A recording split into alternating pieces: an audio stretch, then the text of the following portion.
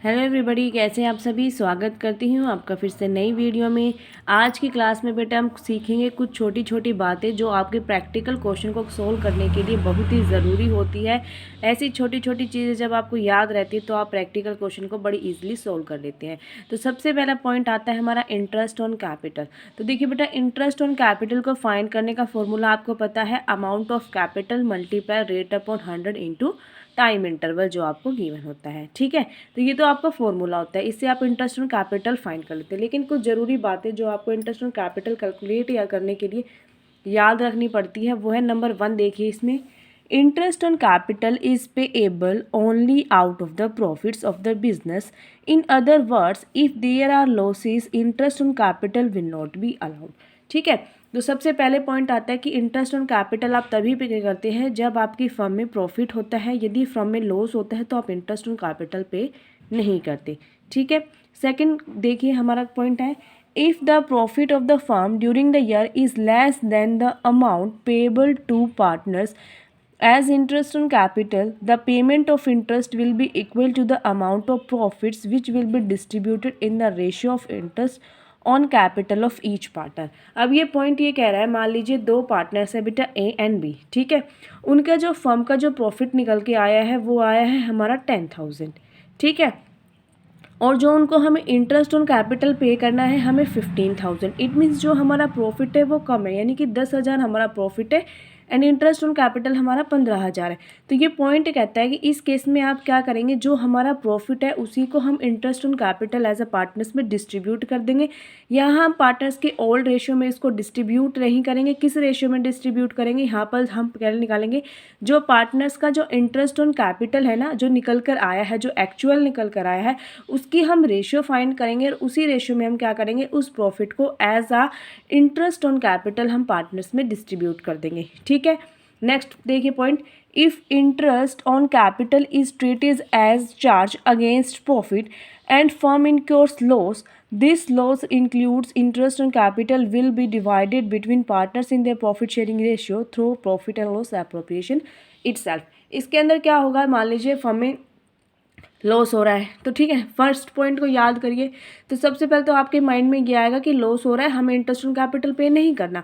अब बात याद आती है, जब बेटा हमने पढ़ा है कि जब भी चार्ज अगेंस्ट प्रॉफिट कोई भी आइटम होता है तो हमें उसकी पेमेंट करनी पड़ती है। तो यहाँ पर भी अब हम इंटरेस्ट ऑन कैपिटल की पेमेंट हमें करनी पड़ेगी, और जो ये लॉस होगा ये लॉस भी उस लॉस के साथ जो एक्चुअल में जो लॉस हो रहा है उसमें ऐड होके पार्टनर्स में डिस्ट्रीब्यूट हो जाएगा। ठीक है, आगे देखिए, interest on capital is always calculated on the opening balance, यानी कि ओपनिंग कैपिटल। आप हमेशा याद रखना, आपको हमेशा interest on capital opening balance पर निकालना है along with additional capital for the time period it remains in the business. ठीक है, if closing capital is given in the question then first find out the opening capital for calculation of interest on capital. तो ये point कहता है बेटा, आपको हमेशा opening capital पर ही आपको इंटरेस्ट ऑन कैपिटल फाइंड करना है। यदि आप बीच में और एडिशनल कैपिटल लेकर आता है तो आपको वो देखना है कि आप कब लेकर आए उस एडिशनल कैपिटल को, और उसके बाद उस अकाउंटिंग ईयर में कितने मंथ्स बचे, तो उस कैपिटल पर हम वो अलग से उसका इंटरेस्ट कैलकुलेट करेंगे। यदि आपको क्वेश्चन में क्लोजिंग कैपिटल दे रखी है तो उससे बेटा हम क्या करेंगे, सबसे पहले अपनी ओपनिंग कैपिटल को फाइंड करेंगे और उसी पर हम क्या करेंगे, इंटरेस्ट ऑन कैपिटल हम चार्ज करेंगे। तो ये कुछ इंपॉर्टेंट पॉइंट्स हैं जो आपको याद रखने हैं, किसके लिए, जब हम इंटरेस्ट ऑन कैपिटल को कैलकुलेट करते हैं। हम बात करते हैं हमारा point number 2, interest on drawings. अब देखिए, जैसे हम इंटरेस्ट ऑन कैपिटल कैलकुलेट करते हैं बेटा, उससे डिफरेंट होता है हमारा इंटरेस्ट ऑन ड्राइंग्स।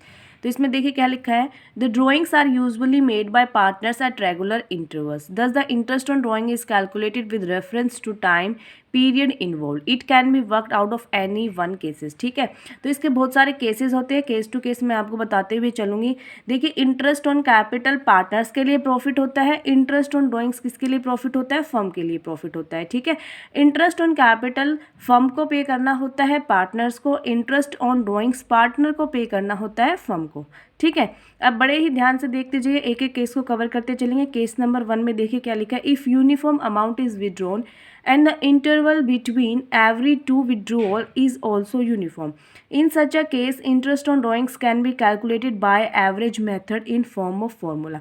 तो देखिए ये केस नंबर 1 ये कहता है जब भी आपको यानी कि कोई भी पार्टनर है वो विड्रॉ करता है कि उसका जो टाइम पीरियड है विड्रॉल करने का अमाउंट का वो भी इक्वल है एंड जो टाइम पीरियड है वो भी इक्वल है। तो उस केस में हम एक फॉर्मूला यूज़ करते हैं, वो होता है हमारा इंटरेस्ट ऑन ड्राइंग्स। हम कैसे कैलकुलेट करेंगे, टोटल ड्राइंग्स फाइंड करेंगे, rate upon 100 multiply average months upon 12। अब ये हमारा लिखा है एवरेज टाइम पीरियड निकालने का फॉर्मूला। ये क्यों लिखा है अभी बताऊंगी आपको। देखिए मान लीजिए एक पार्टनर है, वो क्या करता है फर्स्ट मंथ के स्टार्टिंग में यानी कि फर्स्ट जैन को यानी कि हर मंथ जितने भी मंथ्स आएंगे मंथ्स के बिगिनिंग में वो क्या करता है ड्राइंग करता है। तो मंथ के बिगिनिंग में वो ड्राइंग करता है, इट मीन्स बेटा जैसे 1 जैन 1 फेब 1 मार्च ऐसे वो ड्राइंग करता है, ठीक है। तो टाइम पीरियड भी सेम रहेगा हमारा यानी कि 1 मंथ कर रहा है। और हम मान लीजिए तो अमाउंट भी वो कितनी करता है 1000 पर मंथ विड्रॉ करता है, ठीक है। तो अब हमारी टोटल ड्राइंग इस केस पर क्या हो जाएगी, टोटल ड्राइंग तो हमारी निकल के आ जाएगी बेटा 1000 रुपये एक महीने में निकाल रहा है तो 12 महीने में कितने निकालेगा 12000। रेट अपॉन 100 आपको क्वेश्चन में गिवन होगी, जो भी आपकी रेट हो वो आप लिख सकते हैं। यहाँ पे मान लीजिए 10% कर देंगे तो 10 अपॉन 100 हो जाएगा। अब बात आती है एवरेज मंथ्स फाइंड करने की। तो एवरेज मंथ हमें फाइंड करना, देखिए इन द बिगिनिंग में वो ड्राइंग कर रहा है बेटा, जब इन द बिगिनिंग में ड्राइंग करेगा यानी कि time period from first drawing. अब फर्स्ट ड्राइंग उसने कब की 1 जैन को की, तो उसके बाद कितने रिमेनिंग मंथ्स रहते हैं, पूरे 12 के 12 मंथ्स रहते हैं ना, पूरी जनवरी से लेकर 31 दिसंबर तक, ठीक है।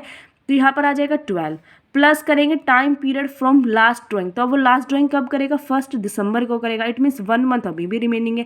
दोनों को प्लस करेंगे, डिवाइड कर देंगे 2 से, 12 + 1 हो जाएगा हमारा 13/2 = 6.5 हमारा आ जाएगा। तो एवरेज मंथ की जगह हम क्या लिख देंगे 6.5 लिख देंगे। यानी कि आपको क्या करना है बेसिकली बेटा, ये फॉर्मूला आपको याद करना है एवरेज मंथ फाइंड करने का। और इंटरेस्ट ऑन ड्राइंग का फॉर्मूला तो यहाँ पर सेम रहेगा, total drawings multiply rate upon 100 into average months, ठीक है। और एवरेज पीरियड का आपको फॉर्मूला याद कर लेना है। The time period from first drawing को प्लस करेंगे किसके साथ, time period from last drawing से डिवाइड कर देंगे 2 से। अब ये कंप्लीट एक टेबल आपको दिख रही होगी। अब आप ये टेबल देख लीजिए। कुछ बच्चे ऐसे करते हैं वो कि वो रट लेते हैं, आपको टेबल रटने की ज़रूरत नहीं होती बेटा। आपको जाहिर सी बात है कि आपको फॉर्मूला पता होना चाहिए। अब देखिए इसमें लिखा है drawings are made in the beginning, जो 6.5 मंथ का मैंने बता दिया। Drawings are made in the middle, अब देखिए मिडल में करेगा तो मान लीजिए कब किया, मान लो 15 जनवरी को किया, तो उसके बाद कितने मंथ्स बचेंगे बेटा 11.5 मंथ्स रिमेनिंग बचेंगे। लास्ट ड्राइंग कब करेगा, लास्ट ड्राइंग करेगा 15 दिसंबर को, तो उसके बाद भी 0.5 मंथ्स रिमेनिंग रहेंगे। तो 11.5 प्लस 0.5 डिवाइडेड बाई 2 कितना हो जाएगा हमारा 12 डिवाइडेड बाई 2 हो जाएगा 6 हमारा एवरेज पीरियड निकल कर आ जाएगा। तो ये ऐसे इन्होंने कैलकुलेट कर। अब चलो एक क्वार्टर का भी आपको बता देती हूँ। देखिए क्वार्टर में आप कैसे करेंगे, क्वार्टर में फर्स्ट ड्राइंग करी तो कब करेंगे, फर्स्ट एक मंथ में कितने क्वार्टर होते हैं बेटा 4 होते हैं, ठीक है। 3 मंथ्स का हमारा एक क्वार्टर होता है। तो क्वार्टर में करी तो स्टार्टिंग में करी तो 12 मंथ्स बचेंगे रिमेनिंग। और लास्ट कब करेगा, तो लास्ट होगा हमारा 1 अक्टूबर को, क्योंकि क्वार्टर के फर्स्ट में कर रहा है। तो 3 मंथ्स के हमारे क्वार्टर जैसे जनवरी फरवरी मार्च अप्रैल मई जून जुलाई अगस्त सितंबर अक्टूबर नवंबर दिसंबर। तो फर्स्ट ड्राइंग यहाँ पर करी उसने, फर्स्ट ड्राइंग यहाँ पर करी, तो लास्ट 3 मंथ्स बचेंगे अक्टूबर नवंबर दिसंबर। तो यहाँ पर 12 + 3 डिवाइडेड बाई 2 यानी कि 15 डिवाइडेड 2 7.5 हमारा आ जाएगा, ठीक है। तो ये था हमारा इंटरेस्ट ऑन ड्राइंग्स का, जब हमारा केस नंबर 1, जब हमारी जो ड्राइंग भी सेम होती है और टाइम इंटरवल भी सेम होता है, ठीक है। अब इसमें एक इंपॉर्टेंट नोन है, वो जरा ध्यान से देखिए।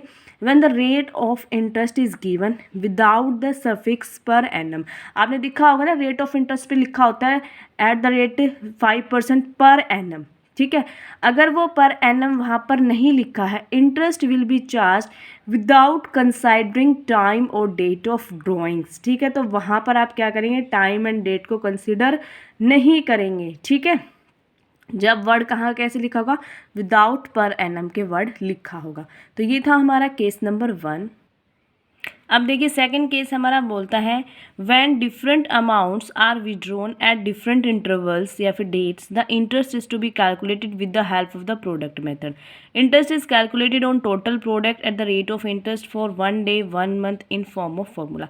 ये बेटा हमारा एक प्रोडक्ट मेथड होता है। ये मैंने जब आपको ड्राइंग का जब कॉन्सेप्ट कराया होगा उसमें मैंने आपको simple method and product method दोनों अच्छे से कवर कराया हुआ है, तो आप वहाँ पर चेक कर सकते हैं।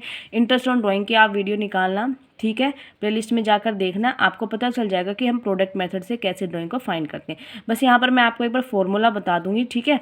इंटरेस्ट ऑन ड्राइंग इस केस में हम निकालते हैं टोटल ऑफ प्रोडक्ट्स हम फाइंड करेंगे, मल्टीप्लाई करेंगे रेट अपॉन 100 मल्टीप्लाई 1/12 या फिर 1/3/65 हम इसको कर सकते हैं। 365 हम लिखेंगे, ये डेज के अकॉर्डिंग निकलेगा, और 1/12 करेंगे तो ये मंथ के बेसिस पर निकलेगा, ठीक है। बस इतना ही इसमें डिफरेंस होता है। तो इसकी आपको कंप्लीट वीडियो आपको चैनल पर मिल जाएगी, आप वहाँ पर जाकर देख सकते हैं। अब करते हैं हम case number 3। If dates of drawings are not given, then interest on drawings is calculated on the average basis, half of the accounting year यानी कि 6 months. If the accounting period is 12 months and 3 months if the accounting period is 6 months. Note: interest on drawing is not charged on withdrawal of capital, whereas it is charged on goods withdrawn for personal or charity purpose. Case number 3 ये कहता है बेटा, जब भी आपके question में क्या होता है, जब हमारी डेट गिवन नहीं होती है, किसकी, ड्राइंग्स की डेट गिवन नहीं होती वहाँ पर, तो हम 6 मंथ का इंटरेस्ट चार्ज करते हैं। बस यही इसमें एक मेन बात है जो आपको याद रखनी है, इसके अलावा कुछ बात याद रखने की ज़रूरत नहीं है, ठीक है। तो केस नंबर हमने कवर किया जहाँ पर हमारी drawings and time interval same होता है, तो हम कैसे फाइंड करते हैं। सेकंड केस में होता है जब हमारे drawings and time interval same नहीं होता, तो उस टाइम पर हम कौन सा मेथड अप्लाई करते हैं, प्रोडक्ट मेथड को अप्लाई करते हैं। उसकी वीडियो आपको मिल जाएगी, आप चेक कर लेना।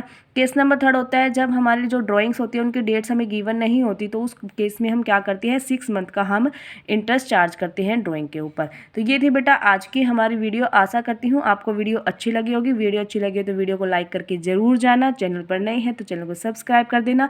नेक्स्ट क्लास में हम करेंगे जो आगे के जो हमारे कॉन्सेप्ट है, ऐसे बेटा मेरे साथ करते चलेंगे ना तो हम बड़े जल्दी ही सारे क्वेश्चन को कवर कर लेंगे, किस किस टाइप्स के हमारे क्वेश्चन होते हैं, क्या क्या इंपॉर्टेंट टॉपिक्स होते हैं। तो कुछ नहीं करना, आप चलते फिर से मेरी वीडियो देखते रहें। एक 10 या 12 मिनट की वीडियो होती है हार्डली, तो आप उसको तो कुछ भी काम कर रहे हो तो उसके साथ साथ भी देख सकते हो और आपका रिविजन होता रहेगा। वीडियो अच्छी लगी तो वीडियो को लाइक कर देना। Bye bye.